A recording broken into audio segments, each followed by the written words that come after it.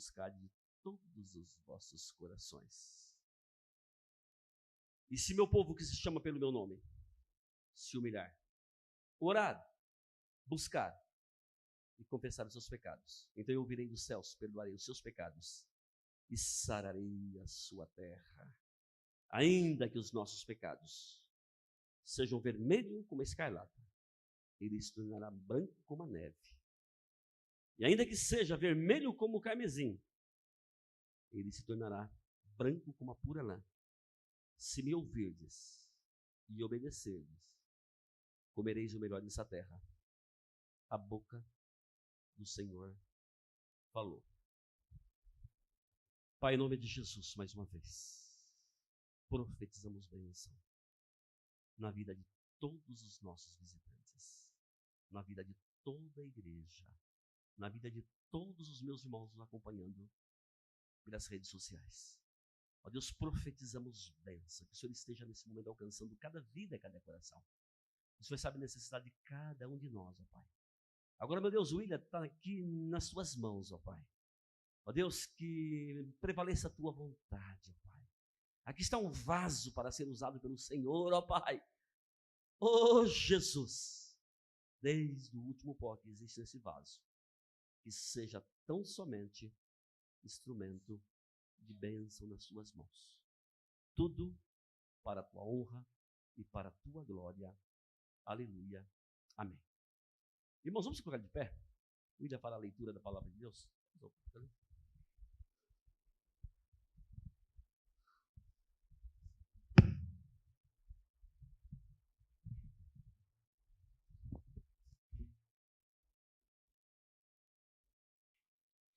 Graça e paz, irmãos. Amém.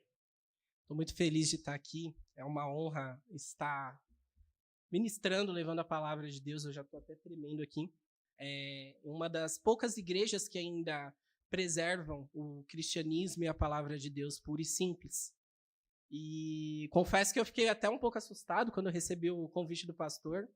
Falei, nossa, mas uma presbiteriana, uma igreja que é referência em questão missional, né, em questão evangelística, e foi muito fundamental para a história da Reforma Protestante. Eu queria que os irmãos abrissem as vossas Bíblias em João 3.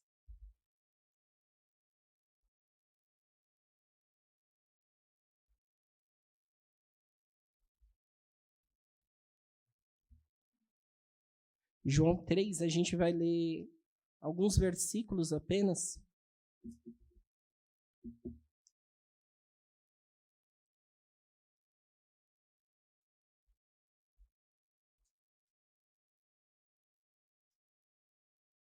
João 3 ainda, a gente vai ver o relato de João Batista. A gente vai ler a partir do verso 27.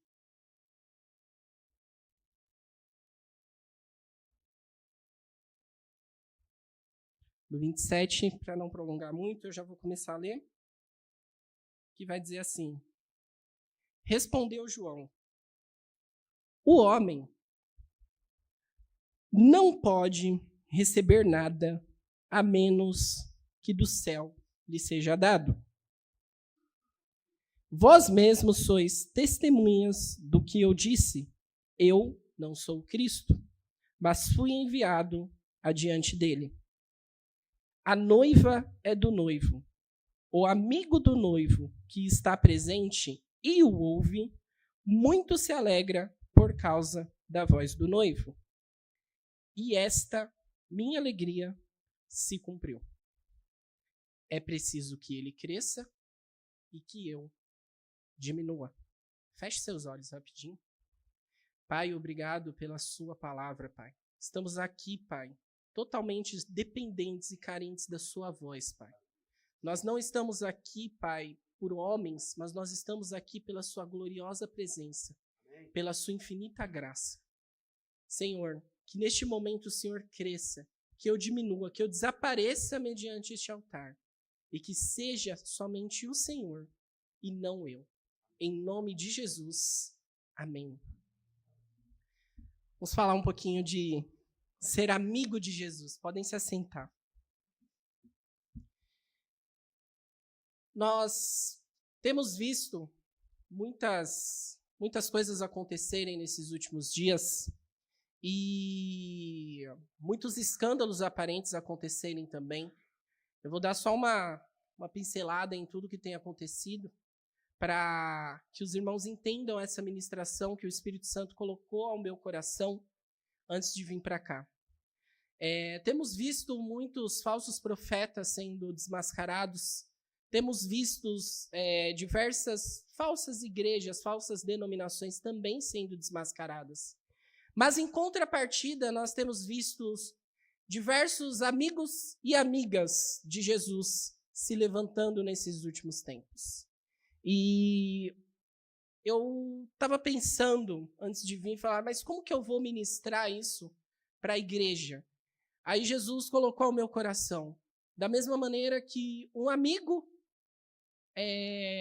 seu, um amigo que anda com você, como por exemplo a Jennifer, que anda bastante comigo, da mesma maneira, só que você vai mostrar isso de como ser o meu amigo.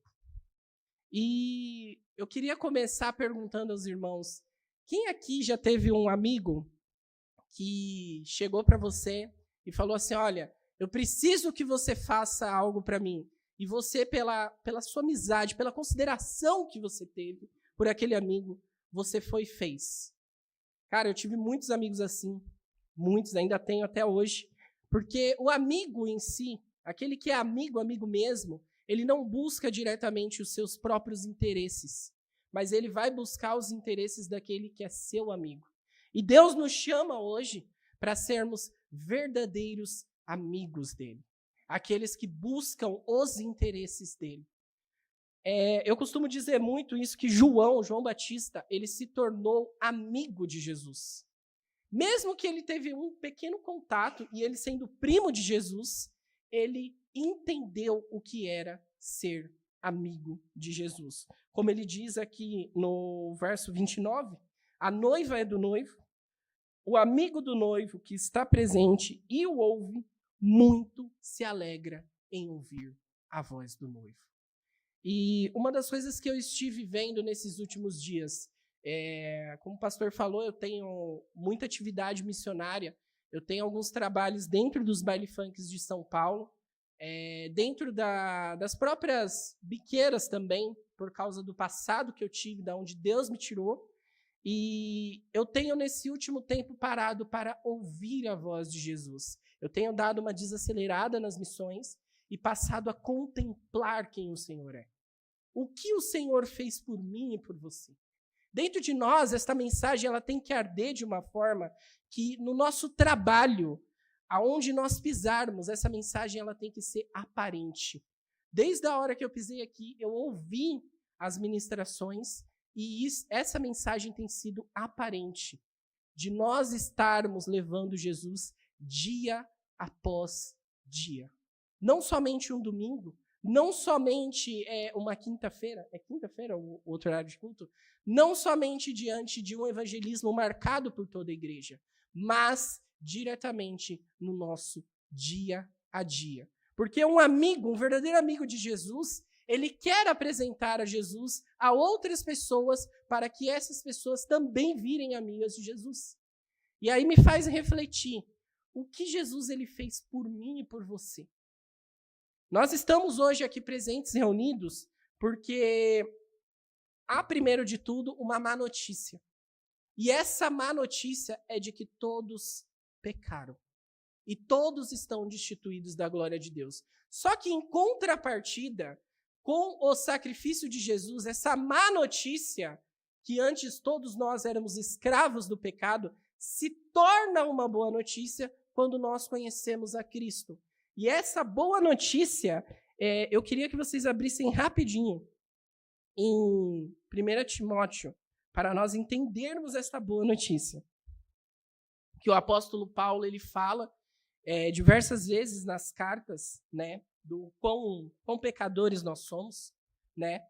Mas ele fala da boa notícia para que Jesus veio. 1 Timóteo, capítulo 1, verso 15, que vai dizer assim: fiel é a palavra e digna de toda aceitação. Cristo veio ao mundo para salvar os pecadores, dos quais eu sou o principal. Essa é a boa notícia. Todos nós estávamos destituídos de Deus, separados de Deus por causa do nosso pecado. Todos nós, em algum momento da nossa vida, nós pecamos de alguma forma e ofendemos a Deus. Mas Jesus, ele veio para restaurar essa aliança entre Deus e os homens. Ele veio para nos reconectar novamente. E essa mensagem, irmãos, é o que tem que arder em nosso coração dia após dia. A mensagem de que antigamente nós éramos escravos do pecado, mas que através do sacrifício de Jesus, do Filho de Deus, do Filho do Deus vivo, agora nós somos remidos e lavados pelo sangue do Cordeiro, justificados através da fé, através de crer em Cristo Jesus. Essa mensagem, ela tem que ser constante em nossos corações. E como a irmã que veio aqui na frente falar a respeito dos evangelismos, as pessoas, elas carecem. Mas por que as pessoas carecem? As pessoas carecem porque essa mensagem, ela não está sendo falada. A igreja, ultimamente, ela tem se omitido e tem se preocupado com os próprios interesses, ao invés de se preocupar com os interesses do nosso amigo Jesus. E a missão de Deus, que Jesus nos chama, é para sermos coparticipantes dessa mensagem. Nós temos em nossas mãos uma responsabilidade, que é levar esse evangelho para todos aqueles que ainda não conhecem a Cristo, ou que não foi apresentado da forma correta.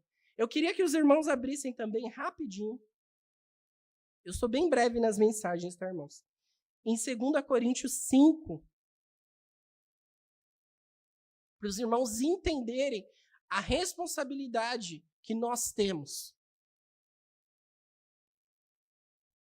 2 Coríntios 5, eu vou ler 3 versículos, que é do 18 ao 20, que vai dizer assim: todas as coisas vêm de Deus, que por Cristo nos reconciliou consigo mesmo e nos deu, preste atenção nisso, o ministério da reconciliação. Visto que Deus estava em Cristo, reconciliando o mundo, não lhes considerando as transgressões, e nos deu o ministério da reconciliação. Pela segunda vez, Paulo falando. De forma que somos embaixadores de Cristo, como se Deus por nós rogasse. Peço por Cristo que vos reconcilieis com Deus. Essa é a nossa responsabilidade como cristãos ainda em terra. Porque eu acredito que daqui a um tempo a igreja ela já não vai mais estar aqui. Eu acredito que em breve Jesus ele voltará e nos buscará. E todo olho virá. Mas enquanto ele não volta, nós temos essa responsabilidade. A responsabilidade da pregação do evangelho. Eu tenho uma equipe, agora essa equipe está um pouco parada também, que a gente entra pelo menos uma vez por mês, ou pelo menos entrava, porque agora a gente já faz uns meses que não vamos, nos baile funks de São Paulo. E o que a gente mais vê dentro de um baile funk são pessoas que carecem de um vazio que está dentro delas, que só Cristo pode preencher. E esse vazio que está dentro delas, a mensagem que é necessário que elas ouçam, nós precisamos levar. Por incrível que pareça, há muitos anos atrás eu era uma dessas pessoas. Eu estava buscando preencher esse vazio de outras formas. Só que eu entendi, posteriormente, com uma pregação do Evangelho, que esse vazio jamais seria preenchido com as coisas que eu fazia. Mas que Cristo, ele viria e preencheria totalmente esse vazio. Confesso aos irmãos, a vida do cristão ela não é fácil. Eu acredito que todo mundo aqui passa por luta, todo mundo aqui passa por dificuldade, todo mundo aqui passa por um gigante, digamos assim. Mas independente do que passar, Cristo ele ainda continua sendo soberano. Cristo ele ainda continua sendo suficiente e ainda continua sendo o único e o melhor caminho. E João ele entendeu isso ao preparar o caminho para Jesus. Quando João ele fala da amizade com Deus, ele fala diretamente daquilo que Cristo faria para nos trazer de novo, novamente, a amizade com Deus, a reconciliação. Outroras, nós éramos inimigos de Deus, mas hoje não, nós temos a liberdade, o livre acesso de poder conversar novamente com Deus, de contemplar a majestade do nosso Senhor, de contemplar a amizade com o Senhor. E, irmãos, isso é até um pouquinho pesado que eu vou falar aqui, mas não adianta nós sermos só amigos de Deus em um culto de domingo. Eu conheço muitas pessoas que, após um culto, infelizmente, né, eu gostaria que não fosse assim, mas eu conheço muitas pessoas e eu já vi isso acontecer, voltando de um culto, encontrar pessoas que estavam na casa de Deus, glorificando, adorando ao Senhor, e que chegava em casa e batia na esposa. É pesado, mas eu já vi isso acontecer. Dentro da minha própria família eu tive um caso assim. E, irmãos, o que eu penso diretamente sobre isso é que a pessoa ainda não entendeu o que é ser amigo de Deus. Por mais que nós tenhamos as dificuldades, nós tenhamos as nossas lutas, independente daquilo que nós tenhamos, ainda assim a nossa amizade com Cristo tem que ser constante. Porque normalmente se nós não buscamos a Cristo, automaticamente nós nos distanciamos. E por ficarmos distantes, deixamos de lado aquela amizade. Eu tive muitos amigos no passado que eu acabei me distanciando deles e se tornaram desconhecidos. E é isso que acontece quando nós deixamos de buscar a Cristo. Cristo, na nossa vida, quando nós deixamos de buscar, ele se torna distante. Nós ficamos distantes deles. Não digo que ele se distancia, mas nós se distanciamos. E assim nós deixamos de ser amigos de Deus. E acabamos deixando de lado a melhor parte, que é ter aquela amizade, que é ter a intimidade com Deus. E como que nós podemos pregar, por exemplo, para uma pessoa que está lá fora perdida, se nós não temos essa amizade com Deus? Se nós não queremos buscar essa amizade com Deus? Se nós não queremos buscá-la incansavelmente? Existe um livro muito interessante, eu até quero recomendar aos irmãos que leiam, que se chama Os Caçadores de Deus. Se alguém já leu, me perdoe, mas é um livro muito bom, que ele mostra uma busca incansável ao amado de nossa alma.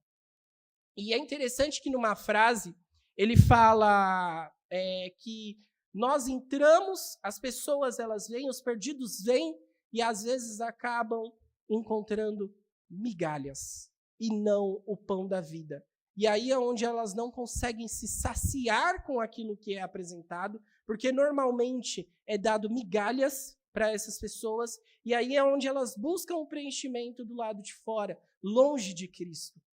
E como que fazer as pessoas se saciarem de um Deus misericordioso que deu a sua vida por nós, quando outrora nós não merecíamos absolutamente nada dele? Bem simples. O plano da salvação, que eu li aqui em 1 Timóteo, verso 1, verso 15. Explicar àquela pessoa que Cristo morreu no lugar dela para dar a salvação em troca apenas dela crer. Mas, hoje em dia, o que nós vemos mais é: venha a Cristo e você será rico.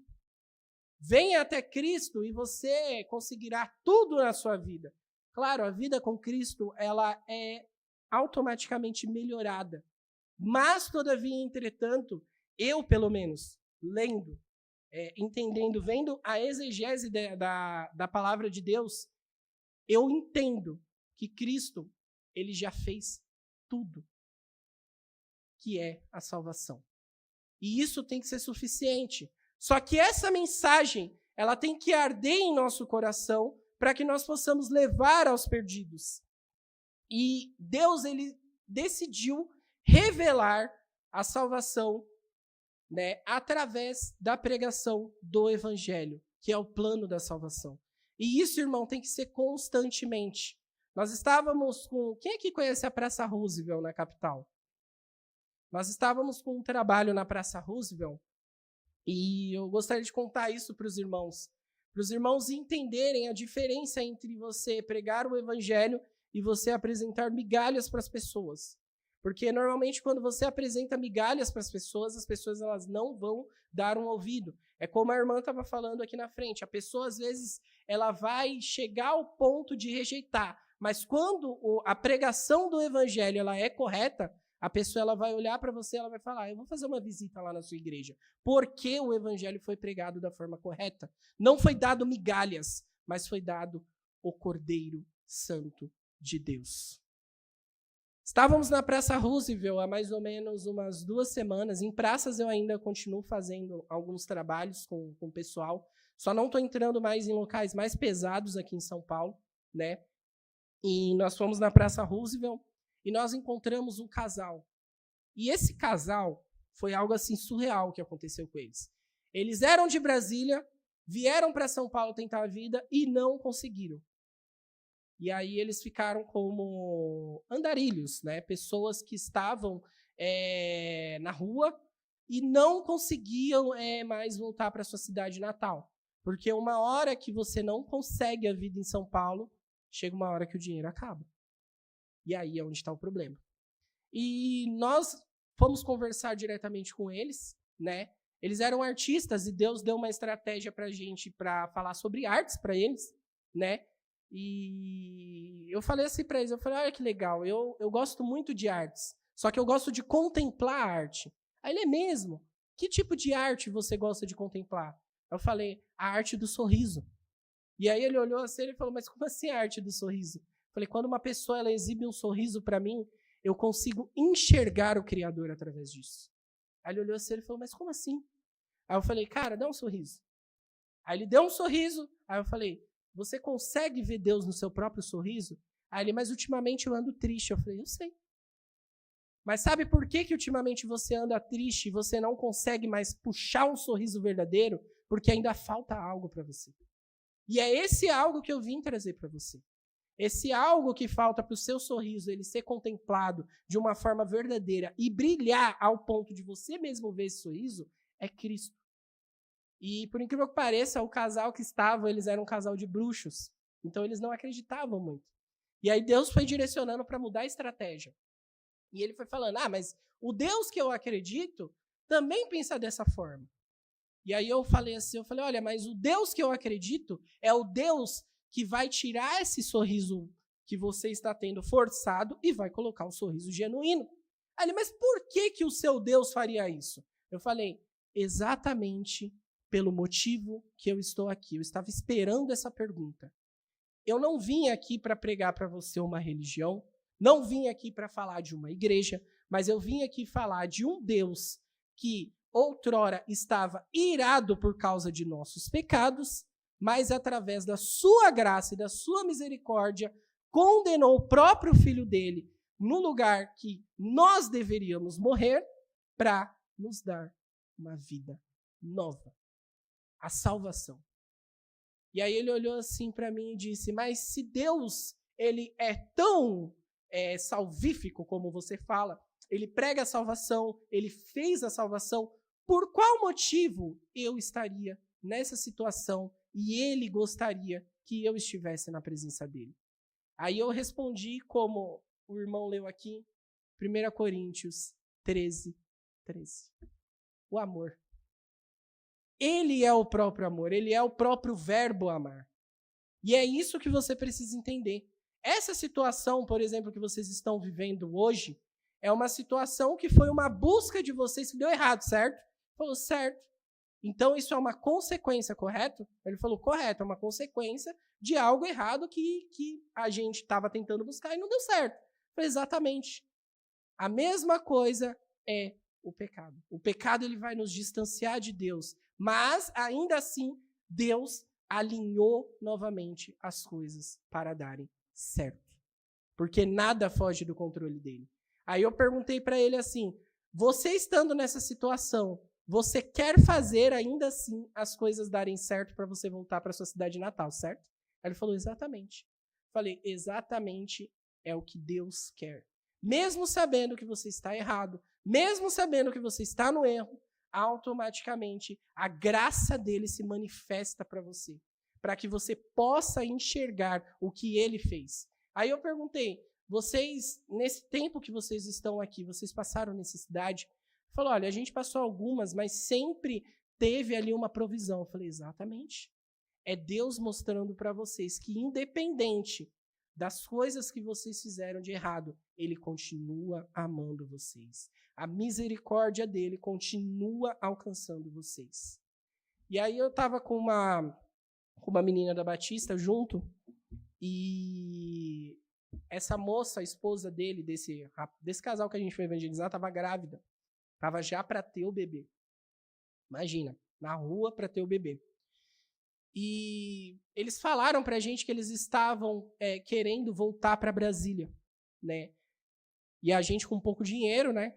Eu e os outros meninos com pouco dinheiro. Essa menina que estava do nosso lado evangelizando com a gente, ela sentiu no coração de dar todo o dinheiro que ela tinha na conta para eles voltarem para Brasília. E o interessante é que ali na Praça Roosevelt tem uma igreja católica, né? Nada contra. Mas eles falaram para a gente, olha, vocês são as primeiras pessoas que vêm aqui e apresentam Cristo com palavra, com atitude e com amor para a gente. E de uma forma que a gente possa entender quem verdadeiramente é Deus. Aí eu perguntei por quê. Ele falou, aqui nessa igreja tem bastante missionários que vêm aqui falar para a gente. Mas quando a gente pede um prato de comida, eles não estão dispostos a entregar para a gente. Aí eu cheguei para ele e falei assim, olha, Tiago, ele vai falar que a sua fé, sem as suas obras, ela é morta.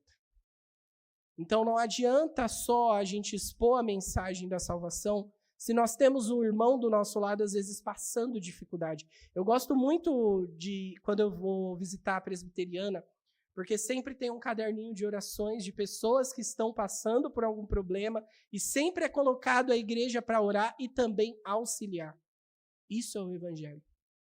Esse é o verdadeiro evangelho que as pessoas elas necessitam. Além do plano da salvação, tem que ser acompanhado com acolhimento. E é isso que Deus ele me trouxe aqui para falar para os irmãos essa noite. Que nós possamos ter, além de uma busca incansável por Deus, ao ponto de que nós queremos, até aquelas pessoas que nos feriram lá atrás, que elas sejam salvas, mas que nós venhamos a expressar isso, além do plano da salvação, falado, mas com atitudes e com o acolhimento, para que seja mostrado o amor de Cristo. O amor de Cristo, ele não se revelou somente com a pregação dele, mas se revelou com a atitude. Porque a todo instante, aos seus discípulos, Jesus estava falando, eu vou ter que ir, eu vou ter que morrer. Tanto que Pedro até olhou para ele e falou, não faça isso. Jesus olhou para ele e falou, para trás de mim, Satanás. Então Jesus, ele mostrou o plano da salvação com palavras e ainda assim com atitudes. E que nós não venhamos apenas a ter a nossa palavra falada, mas também que venhamos a ter atitude. Eu gosto muito de evangelismo, tá, gente? E eu admiro muito uma igreja evangelística que mantém firme a pregação do evangelho. Inclusive tem uma congregação, né, pastor? Aqui, que é numa comunidade. E glória a Deus por isso. Porque, irmãos, a gente já foi também pregar para pessoas de mais nível, né, pessoas famosas, e é incrível, porque às vezes essas pessoas elas acham que elas têm tudo. E é muito difícil você pregar o evangelho para essas pessoas. Mas as pessoas mais carentes, elas veem no olhar, quando a gente fala de Jesus, uma esperança para a vida que elas levam.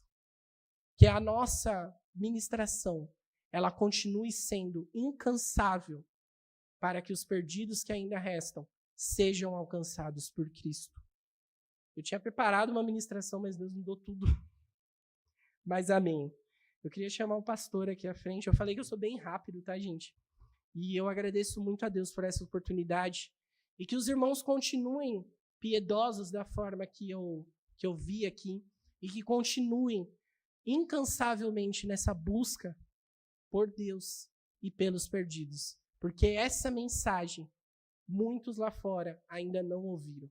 Nós tivemos amigos que acabaram falecendo sem conhecer a Cristo. E dói até hoje. Por quê? Porque nós falhamos na ministração. Amém? Amém. Deus abençoe, irmãos. Louva a Deus pela vida do William. Esse menino, irmãos, é maravilhoso. Ele vai aonde os outros vão, aonde os reverendos não vão, aonde muitos pastores engravatados não vão. É um menino que Deus tem usado nesse ministério de evangelização, coisa linda. E Deus vai continuar te usando mais e mais ainda, filho, para o louvor do Senhor. E almas serão alcançadas por Cristo Jesus. Irmãos, vamos colocar de pé nesse momento?